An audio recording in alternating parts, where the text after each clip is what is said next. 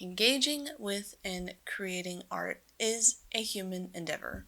Whether that's painting or textiles or if you're doing amateur video making, it's something that I believe every human being should involve themselves with a creative hobby. Art is how we communicate with each other. It's how we tell stories, it's how we interpret our realities from our perspectives, and that's how we share it with others. Now, what does it have to do with a Yule log? Uh, First of all, it's a vehicle for what I want to discuss in this video. I am an artist, so whatever project I involve myself with, I have to do something creative with it. And I've been making these Yule logs for the past few years, and because I like to draw and design, I have been working on wood burning to decorate them, so it's a new skill for me. It's something that I share with my partner and my friends, so it becomes a communal art. So let's make a log. I only had a week, so I was a little cut for time and decided to butcher my Christmas tree in order to get my log. And the bottom part had soaked through during the month it sat in the Christmas stand, so I had to cut this off. I also don't have a good setup for my camera, so as I was cutting off the limbs on this rainy day, I had to set it up on the porch. I borrowed my husband's tree saw and got to work. Please don't use this as a reference for safety because I do not know my way around tools, and I'm also left-handed, so I am at a disadvantage. I wasn't sure how much surface area I wanted to work with, so I cut 2 feet of the log and lopped off the rest of the branches and the top of the tree.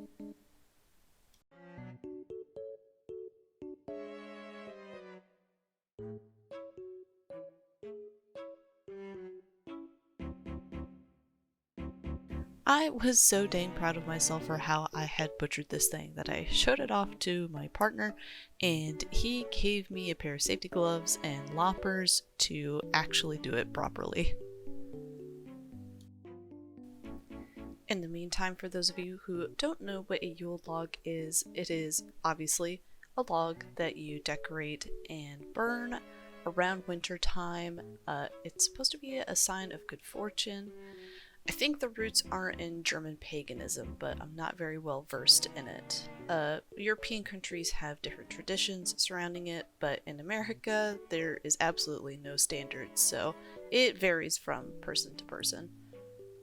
After I was done with that, I took a chisel and carved away some of the bark. I like how it looks when only a part of it is exposed, so I gave myself enough surface area, about half, to work with a design.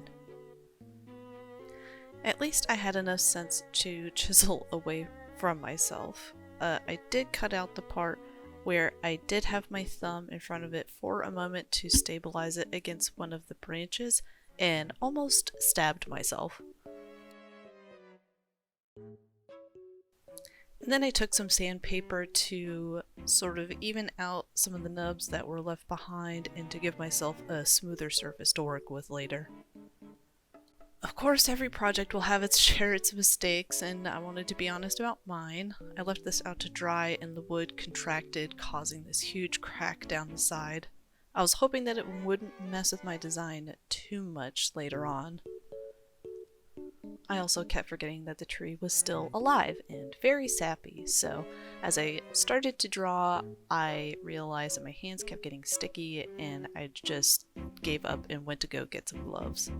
This year I worked with a lot of botanical and corvid designs, so I thought it would be nice to have a pair of ravens to sort of fit the German pagan vibe and having some mushrooms and holly surrounding them. I probably went between 3 or 4 ideas of like how I wanted the ravens to look, and I don't show it here just for the sake of time, but I did go back and erase a lot while trying to suss out this design. So far, there were quite a few things to go wrong with this project. Didn't get the proper log I wanted, and the wood was still so green that it cracked. I'm a total novice to working with wood, and I'm surprised I hadn't cut a finger in the process of cleaning the branches off. I was spending way too long to decide on the raven design, which alone probably took a few hours. And while wood burning, I messed up a couple of proportions on the birds. But that's a part of the joy and pain of making something. You have to roll with the mistakes, and it helped knowing that I was going to burn it in the end anyway.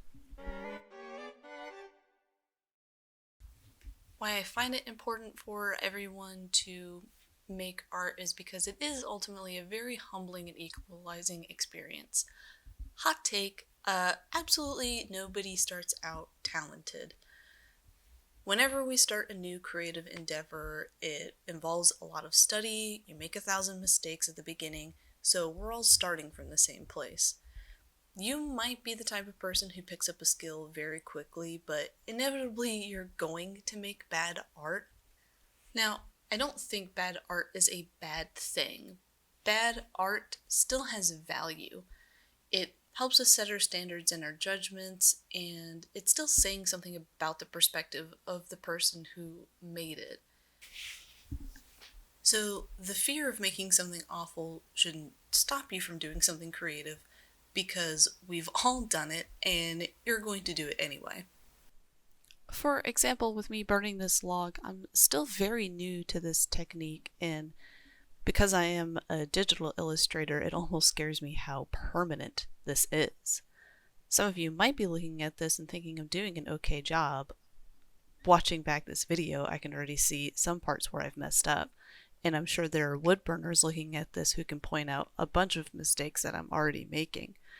But that's sort of the point of burning this log in the end, and why I'm asking you to do this as well.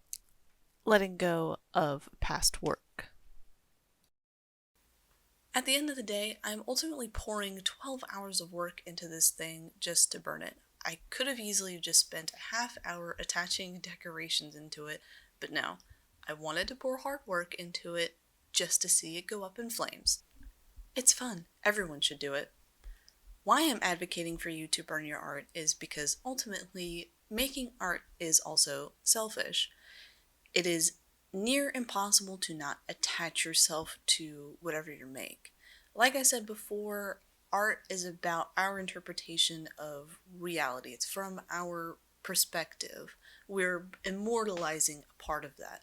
So when we receive criticism of something, when we make something and it's called bad, then that almost seems like an attack on our person. This can lead you to getting stuck in perfectionism, which can stop you from making art. You ultimately become so worried about your mistakes being criticized that you just don't want to make anything anymore. It's a very difficult trap to dislodge yourself from, and I have found over the years that committing to burning something or destroying something that I have made has helped me reset my expectations of myself. I'm not a philosopher or a psychiatrist. I can't tell you why it puts me at ease to do this. It's cathartic in a way to let go, which is why I encourage you to try it for yourself just to see how it feels. Which might be a bit hypocritical of me to say, since I am immortalizing this log by putting it in a video and showcasing my process of making it. But at the end of the day, it is going to be burned. I'm never going to be able to show it off again. And I don't have any other wood burning pieces because I've only done this for Yule logs. So it's not a talent that I can really showcase yet. But because I was making this video for this log, my perfectionism reared its ugly head, and it did eventually bite me in the ass. The design was finally finished, and despite all of the nitpicky things that were bothering me, I was ultimately proud of it. The ravens turned out great. I loved all of the added mushrooms, and my partner wanted to add this leather braid and hammer in some studs to put it all together, and he wanted to dye it red. I was a little worried at first about the dye running, and well, that's exactly what happened. The dye had run into the raven, and it didn't look bad, but it wasn't what I had pictured in my mind. It didn't turn out perfectly the way I wanted. But the perfectionism is really hard to let go. I knew I was being too precious with this thing. I was fussing over him putting the studs in because I was worried about the wood splitting, and I had worried about the dye possibly spilling, which did end up happening. But it's ultimately not a mistake that he made. The whole point of this was to just accept any flaws that I had made and then just letting it go, letting it burn away. But I was letting my perfectionism get in the way of that. I knew I was filming this log for this video, and so on some level I wanted it to look good, but ultimately it wouldn't matter in the end. And so I had to reset my expectations, and there was only one solution for that. So we finished the log and it was time for the party. I was a little worried that I wasn't going to commit to burning it because I was pretty proud of it this year. The first time I did this, I was so worried that I was going to regret it afterwards, but going to a party with other people helps me commit to that. And after we were done drinking and eating and starting the year off with our well wishes, it was time to cast it into the fire, and that was that. It was over. So you can try this for yourself. If you're not keen on the tradition, then I would say you should find something that you made years ago that you probably haven't even looked at since then, and just burn it, get rid of it, what have you. And if you're new to being creative, then this is your sign to just get started. And then down the line, you should try this out for yourself too. But at the end of all of this, I wish you all a happy new year, and I hope you make the best of it. See ya. Thanks for watching. If you want to support this channel, I've got my Patreon down in the description, and just wanted to thank everyone who supported me in this last year.